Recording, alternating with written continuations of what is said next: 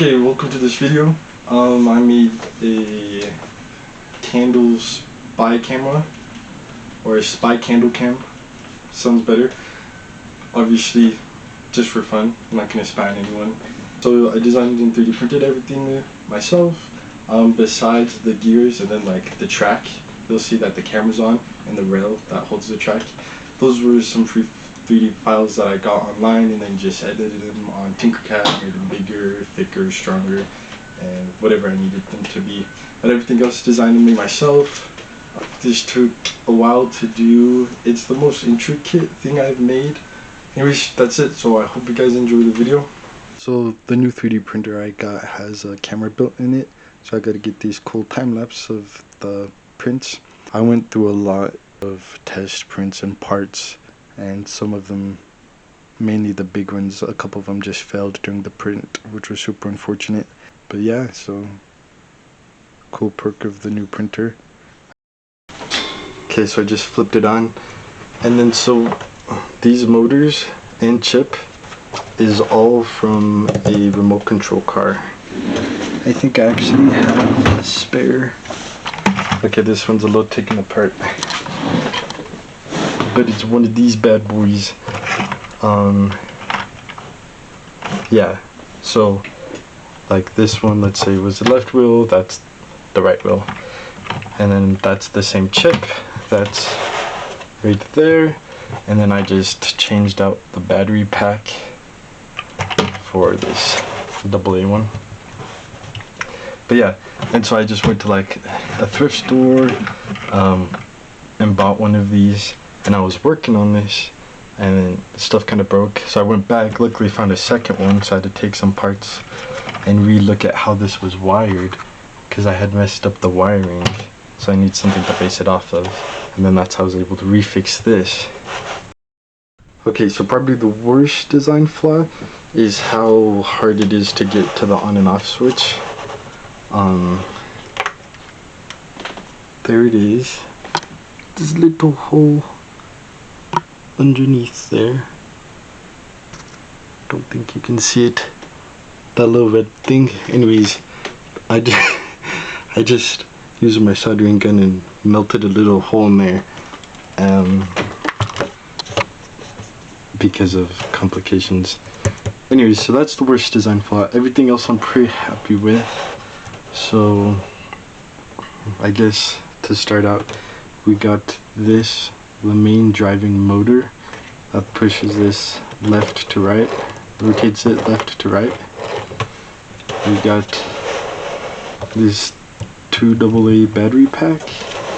We got this chip, and so right there is where the switch is. So I glued that with the switch in the hole, so I just stick like some scissors up through the hole to switch it on and off. And so here, this is just like a circle, hollow circle, and then this guy is inside. Oh, never mind, it's not completely hollow. So underneath I put a bearing to help it spin, and then so down there's a little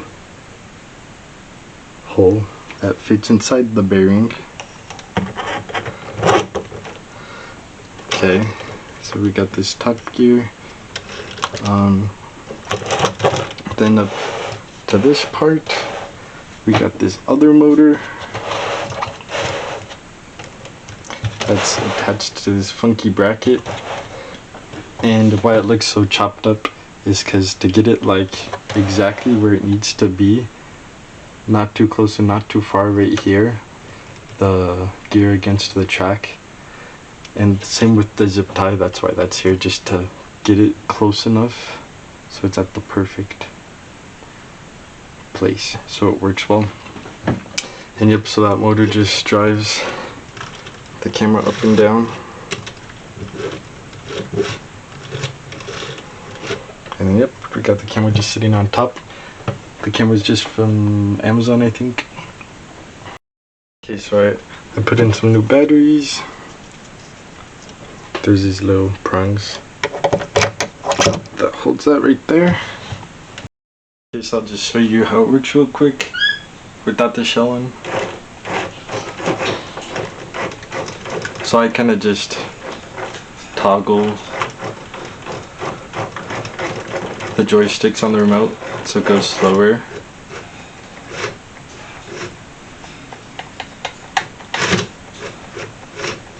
But like it does go fast.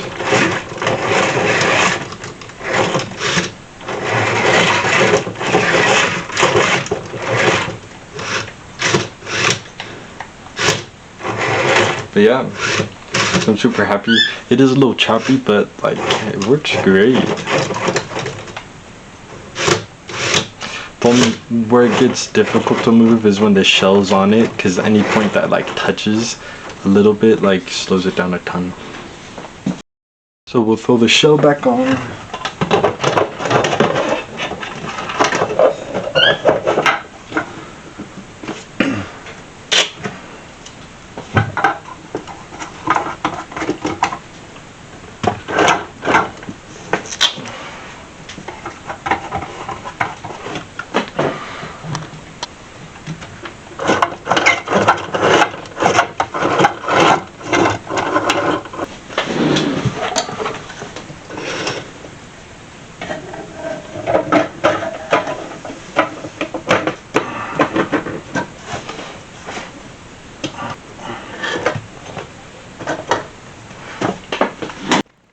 So this is what it looks like with the candles.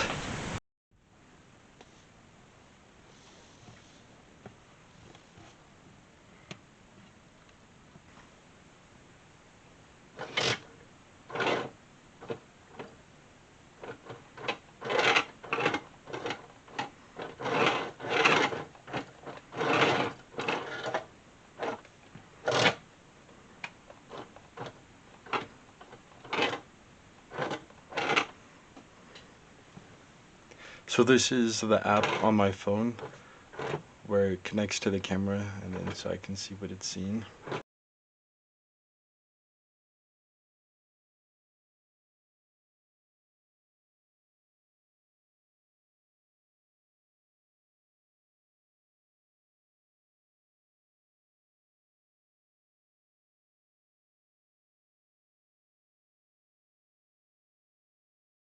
Hopefully you guys enjoyed the video. Go check out the channel if you're interested in what you're seeing. Got some other cool videos out there. But yeah, and thanks for watching. See you guys in the next one.